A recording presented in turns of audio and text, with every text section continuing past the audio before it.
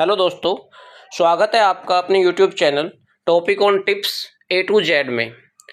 दोस्तों, आज मैं आपके लिए एक टॉपिक लेकर आया हूं कि कैसे अगर आप किसी पोस्ट ऑफिस में जीडीएस की पोस्ट पर कार्यरत हैं या किसी पोस्ट ऑफिस में आप एमटीएस की पोस्ट पर कार्यरत हैं, तो एमटीएस या जीडीएस से आप कैसे पोस्टमैन बन सकते हैं या कैसे मेल गार्ड बन सकते हैं, उसके लिए ये वीडियो है। अगर आप किसी पोस्ट ऑफिस में जीडीएस की पोस्ट पे हैं तो आपकी कितनी मिनिमम सर्विस होनी चाहिए, अगर आप एमटीएस हैं तो आपकी कितनी मिनिमम सर्विस होनी चाहिए इस फॉर्म को अप्लाई करने के लिए। अगर आप किसी पोस्ट ऑफिस में जीडीएस की पोस्ट पे हैं तो आपकी मिनिमम सर्विस 5 साल की होनी चाहिए, तभी आप पोस्टमैन या मेल गार्ड के लिए अप्लाई कर सकते हैं। अगर आप किसी पोस्ट ऑफिस में ऑलरेडी एमटीएस हैं तो आपकी मिनिमम सर्विस 3 साल की होनी चाहिए, तभी आप पोस्टमैन या मेल गार्ड के लिए अप्लाई कर सकते हैं। इसका जो सिलेबस है, कैसे आप इसमें सिलेक्शन ले सकते हैं, किस क्या क्या पॉइंट आपको कवर करने पड़ेंगे, कितने मार्क्स का पेपर है, क्या ड्यूरेशन है, कितने टाइम में हमें पेपर को रिजॉल्व करना है, उस सब की जानकारी इस वीडियो में आपको उपलब्ध कराऊंगा। आइए इस चीज़ का सिलेबस देख लेते हैं। ये न्यूली अपडेटेड सिलेबस है जो कि 2022 में ही अपडेट करा गया है। आइए देख लेते हैं सिलेबस। जैसा मैं बता चुका हूँ कि जीडीएस है तो मिनिमम आपको ध्यान रखना है कि 5 साल की सर्विस होनी चाहिए, एमटीएस है तो 3 साल की सर्विस। अब अगर आप ये वीडियो केवल पोस्टमैन और मेल गार्ड के लिए, एमटीएस के लिए नहीं है। सिलेबस इसमें एमटीएस का भी दे रखा है, लेकिन मैं आपको जानकारी केवल पोस्टमैन और मेल गार्ड की दूंगा। अगर इसमें क्या है, आपके 4 पेपर होंगे, पेपर 1, पेपर 2, पेपर 3 और पेपर 4। पेपर 1 और पेपर 2 इन दोनों के मार्क्स ही हमें फाइनल सिलेक्शन के लिए एवोल्यूशन करेंगे। पेपर 1 और पेपर 2 ये दोनों ही मार्क्स हमें ऐड करने हैं और वो ही हमें फाइनल सिलेक्शन तक हमें ले जाएंगे। जितने हम इन दोनों पेपर में मार्क्स कैरी कर लेंगे उनके हिसाब से ही हमारी फाइनल मेरिट लगेगी। पेपर 3 जो है ये केवल क्वालिफाइंग है। और पेपर 4 के लिए आपको तभी बुलाया जाएगा जब आप पेपर 1 और 2 दोनों में मिलाकर क्वालिफाइंग है और पेपर 3 में सेपरेट क्वालिफाइंग है, तभी आपको बुलाया जाएगा। क्वालिफाई का ये प्रोसीजर दे रखा है। क्वालिफाई मिनिमम कितना चाहिए, अगर आप यूआर कैटेगरी में हैं, जनरल में हैं, तो आपको 40% चाहिए। अगर आप ओबीसी या ईडब्ल्यूएस हैं तो 37%, एससी एसटी पीडब्ल्यूडी हैं तो आपको 33% मार्क्स चाहिए, तभी आप क्वालिफाई कर पाएंगे। पेपर 3 और पेपर 4 केवल क्वालिफाई है। बस ये है कि पेपर 1, 2 और 3 तीनों आपकी एक सिटिंग में हो जाएंगे।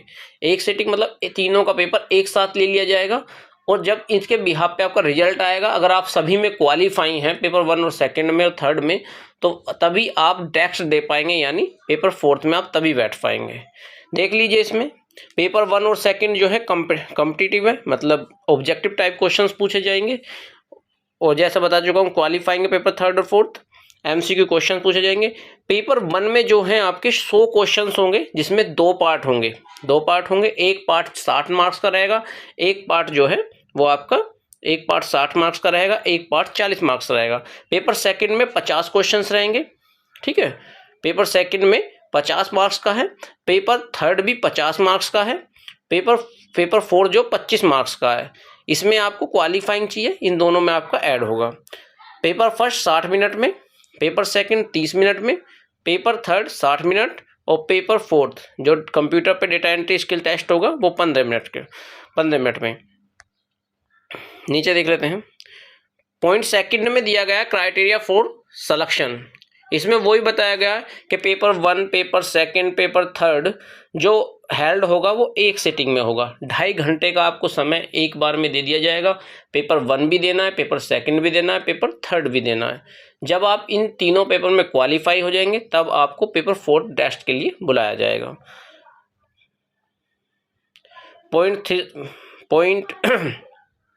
पॉइंट डी में ये दिया गया कि all those candidate who secure minimum qualifying marks paper 1 and paper 2, मतलब वही कि पेपर 1 और 2 जो मैं ऊपर बता चुका, उन दोनों के मार्क्स जो है मिनिमम हमें सिक्योर करने पड़ेंगे क्वालिफाई के लिए, और पेपर 3 में भी क्वालिफाई के लिए सिक्योर करना पड़ेगा, तभी आपको डेस्क के लिए बुलाया जाएगा और उसमें डेस्क जो कंप्यूटर वाला टेस्ट होगा उसमें 5 गुना बच्चे बुलाए जाएंगे, 5 गुना बच्चे बुलाए जाएंगे। इसका सिलेबस देख लेते हैं, सिलेबस देख लेते हैं। पेपर 1 जो होगा, पेपर 1 में 2 पार्ट दिए हैं, पेपर 1 में 2 पार्ट दिए। पहले पार्ट से 30 क्वेश्चंस पूछे जाएंगे, पहले पार्ट से 30 क्वेश्चन पूछे जाएंगे। प्रत्येक क्वेश्चन 2 मार्क्स का रहेगा, टोटल 60 मार्क्स का। पार्ट 1 में 2 टॉपिक हैं, मतलब 2 टॉपिक कह लीजिए, 2 बुक्स कह लीजिए। पोस्ट ऑफिस गाइड पार्ट 1, इससे 23 क्वेश्चन पूछे जाएंगे। 23 क्वेश्चंस में इन पोस्ट ऑफिस गाइड 1 में क्या है, ये ए से लेके के तक के टॉपिक है, केवल हमें यही पढ़ना है, इससे अदर कुछ नहीं पढ़ना। पोस्ट ऑफिस गाइड पार्ट 1 काफ़ी बड़ी है, लेकिन उसमें सब कुछ नहीं पढ़ना। जो ए से लेके के तक के पॉइंट है, organisation of department, type of post office, business hours, payment of postage, method of address, इन्हीं के बारे में हमें जानकारी लेनी है और पढ़ना है। इसी से 23 क्वेश्चन पूछे जाएंगे 46 मार्क्स के। एक बुक है पोस्टल मेन्यू वॉल्यूम 5, ये भी काफ़ी बड़ी बुक है, लेकिन इससे पढ़ना हमें कुछ नहीं है, केवल इसमें जो डेफिनेशंस दे रखी हैं वही केवल पढ़ना। उससे 7 क्वेश्चन पूछे जाएंगे 14 मार्क्स के। तो पेपर 1 के पार्ट ए में, पेपर 1 के पार्ट ए में 60 नंबर से आना है, जिसमें 30 क्वेश्चन रहने हैं। पार्ट बी में 20-20 मार्क्स का कैटेगराइजेशन 2 पार्ट में, जैसे पेपर पार्ट 1 में 2 पार्ट थे, ऐसे ही इसमें भी 2 पार्ट कर दिए। एक से जीके से है, इससे 20 मार्क्स का है, ठीक है, और एक मैथ से भी 20 मार्क्स हैं। आप देखेंगे जीके में वही जनरल नॉलेज, हर टॉपिक कवर करेगा, उसमें करंट भी, ज्योग्राफी, सिविक्स, सब चीज़ कवर होंगी। मैथ में ये ए से लेके एच तक के टॉपिक हैं, percentage, profit and loss, simple interest, average, time and work, time and distance, unitary method और बोर्ड मास सही। तो इनसे 20-20 क्वेश्चंस पूछे जाएंगे, ठीक है। तो पेपर 1 और पेपर 2 दोनों के मार्क्स जोड़ के हमें पोस्टमैन और मेल गार्ड तक ले जाएंगे, तभी हम फाइनल सिलेक्शन तक पहुंचेंगे। तो पेपर 1 देख लिया, पहले पेपर 1 100 मार्क्स का है, इसमें पार्ट ए से 60 नंबर का, पार्ट बी से 40 नंबर का। पेपर 2 में क्या है, इसमें नॉलेज ऑफ पोस्टल ऑपरेशंस, क्या क्या पोस्टल के ऑपरेशंस है उसके बारे में नॉलेज है। इसमें क्या है, ये इसके जो मार्क्स है ये 50 मार्क्स का है। पेपर 2 जो है कितना है, 50 मार्क्स का है। इसमें 25 क्वेश्चन पूछे जाएंगे, प्रत्येक क्वेश्चन 2 नंबर का रहेगा। ऊपर का ही है पोस्ट ऑफिस गाइड 1 पार्ट 1 में, इससे 5 क्वेश्चन पूछे जाएंगे। उसमें ये टॉपिक है जो इसमें ए से लेके एच तक दिए गए हैं। पोस्टर मैनुअल वॉल्यूम 6 के पोस्टर मैनुअल वॉल्यूम 6, इसमें क्या है, पार्ट 3 पढ़ना है, केवल क्या पढ़ना है, पार्ट 3 पढ़ना है। पार्ट 3 से इससे 10 क्वेश्चन पूछे जाएंगे, जो इसमें ए से लेके आर तक कवर है, इसी से क्वेश्चन आएंगे, इससे बाहर का हमें नहीं पढ़ना है, ठीक है। पोस्टर मैनुअल वॉल्यूम 7 से 10 क्वेश्चन पूछे जाएंगे, उससे ये जो टॉपिक इसमें कवर करे गए हैं इसी से पूछा जाएगा, इनसे अलग कुछ नहीं पूछा जाएगा।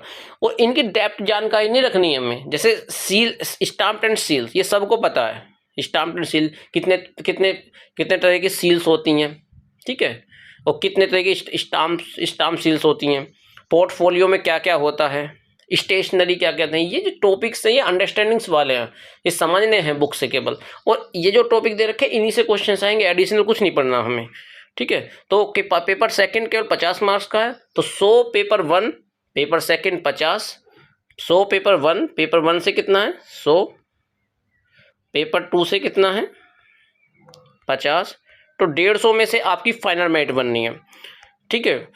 पेपर 3 की बात कर दें, पेपर 3 में क्या है अगर ये ऊपर वाला जो है और दो कैटेगरी कर रखी है, नॉलेज ऑफ लोकल लैंग्वेज, मतलब जिस क्षेत्र के आप हैं वहाँ की लोकल लैंग्वेज की आपको जानकारी होनी चाहिए, उसी से क्वेश्चन आएंगे। जैसे 50 मार्क्स का ये क्वालिफाइंग है, 50 मार्क्स का, इसमें क्या इंग्लिश का एक वर्ड दे देगा ऊपर, ऑब्जेक्टिव मल्टीपल चॉइस में ऑब्जेक्टिव टाइप, उससे क्या लोकल लैंग्वेज के नीचे ऑप्शंस रहेंगे, उसमें आपको टिक करना है, 15 मार्क्स का रहेगा। ऐसे ही नीचे लोकल लैंग्वेज में एक वर्ड दे देगा, लोकल लैंग्वेज में एक वर्ड दे देगा, और उससे आपको इंग्लिश में करेक्ट करना है, वो भी 15 मार्क्स का रहेगा। एक लोकल लैंग्वेज में आपको लेटर लिखना 40 से 50 वर्ड का, 3 ऑप्शंस रहेंगे, उसमें एक क्वेश्चन करना है। एक पैराग्राफ लिखना है 40 से 50 वर्ड का, 3 ऑप्शंस रहेंगे, उसमें एक क्वेश्चन करना है, ये 10-10 मार्क्स के हैं। ध्यान रहे जितना सिलेबस के हिसाब से मांगा हमको उतना ही करना है। 40 से 50 वर्ड मतलब 40 से 50 वर्ड में हमें अपना पैराग्राफ खत्म कर देना है। ये नहीं कि हम एक पैराग्राफ के ऊपर 2-2 3-3 पेज लिख रहे हैं, उसका कोई फ़ायदा नहीं है। ये जो ऊपर वाला है ये सेम है, ये केवल छोड़ के है, सभी सर्कल के लिए सेम है, लेकिन अरुणाचल प्रदेश, नागालैंड और मेघालय, नॉर्थ ईस्ट के 3 जो स्टेट्स हैं, अरुणाचल प्रदेश, नागालैंड, मेघालय ने छोड़कर ये सिलेबस है। अगर कोई व्यक्ति अरुणाचल प्रदेश का है, नागालैंड का या मेघालय का है तो वो ये वाला फॉलो करेगा। इसमें क्या एक पैसेज आएगा इंग्लिश का, उससे क्या है आपको क्वेश्चन छांटने हैं, वो 10 मार्क्स के होंगे, 10 क्वेश्चन आएंगे, एवरी क्वेश्चन 2 मार्क्स का रहेगा। फिर नीचे क्या लेटर राइटिंग करना है इंग्लिश में, एक पैराग्राफ करना है लोकल लैंग्वेज में, तो वही है। ठीक है, पेपर 3 क्वालिफाइंग है। पेपर 4 की बात करें, जब आपका पेपर 1 और पेपर 2 जो है वो क्वालिफाई हो जाएगा, तब आपको पेपर 4 के लिए बुला जाएगा। ये 25 मार्क्स ही जुड़ेंगे नहीं, ये 25 मार्क्स आपके जुड़ेंगे नहीं। इसमें क्या है आपको क्वालिफाइंग करना है। इसमें 15 मिनट में आपको 600 की प्रेस करनी है, डेटा एंट्री ऑफ 600 की प्रेस करनी है, और 5% की एरर ऑफ मार्जिन आपको दी जाएगी। उसमें 5% की एरर ऑफ मार्जिन दी जाएगी। अगर कोई गलती हो जाती है तो 5% आपकी माफ़ है। तो 600 की प्रेस कोई ज़्यादा नहीं होती है, अगर आप नॉर्मल प्रैक्टिस से भी करेंगे तो भी आप कर देंगे 15 मिनट में। तो ये आपका सिलेबस है। जीडीएस व एमटीएस अगर आप हैं किसी पोस्ट ऑफिस में तो कैसे आप पोस्टमैन या मेल गार्ड बन सकते हैं, उसके लिए सिलेबस है। और इसमें पेपर 1 और पेपर 2 पे ही इवैल्यूएशन देना, जो पॉइंट है जो सिलेबस के हिसाब से उसी को आपको पढ़ना है। ठीक है, अगर आप पोस्ट ऑफिस के किसी भी एग्जाम की तैयारी कर रहे हो तो आप हमारे टेलीग्राम चैनल पीओ नॉलेज जरूर ज्वाइन करें। यहाँ आपको daily 5 question, PO knowledge Telegram channel है, पीओ नॉलेज,